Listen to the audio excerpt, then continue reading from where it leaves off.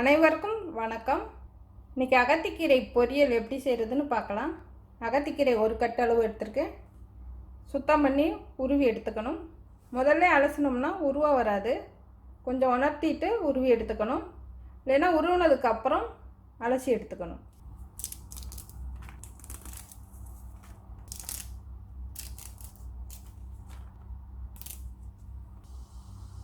ஒரு 7-8 சின்ன வெங்காயம் அதிகமாக சேர்த்துக்கலாம். நைஸாக நறுக்கி எடுத்துக்கணும். காரத்துக்கு தேவையான அளவு பச்சை மிளகாய், கொஞ்சமாக துவரம்பருப்பு வேக வச்சு எடுத்துருக்கேன். ரொம்ப குழையாமல் எடுத்துக்கணும்.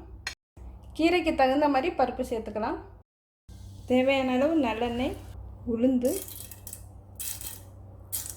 எண்ணெய் காஞ்சதும் உளுந்து சேர்த்துக்கலாம். கடுகு, பச்சை மிளகாய்,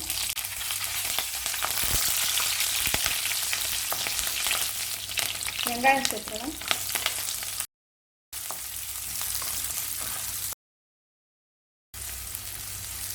இப்போ கீரை சேர்த்து வதக்கலாம்.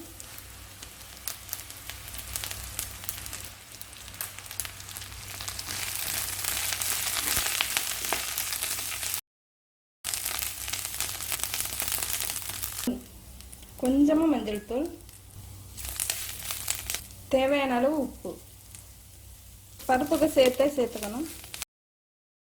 தேவையான அளவு பருப்பு சேர்த்துக்கலாம். வெங்காயம் கொஞ்சம் உளுந்தெல்லாம் அதிகமாக சேர்த்துக்கணும்னா பொரியலுக்கு நல்லாயிருக்கும். அடுப்பு ஆஃப் பண்ணிடலாம். ஒரு 2 நிமிஷம் வதக்கி வேக விட்டுட்டு அடுப்பு ஆஃப் பண்ணிடலாம்.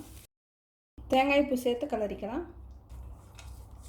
தேங்காய் பூ வேணா சேர்த்துக்கலாம். இப்போ அகத்திக்கீரை பொரியல் ரெடி ஆயிடுச்சு. சாம்பார், தயிர், புளிக்குழம்பு சாதத்தோடு சேர்த்து சாப்பிட சுவையாக இருக்கும்.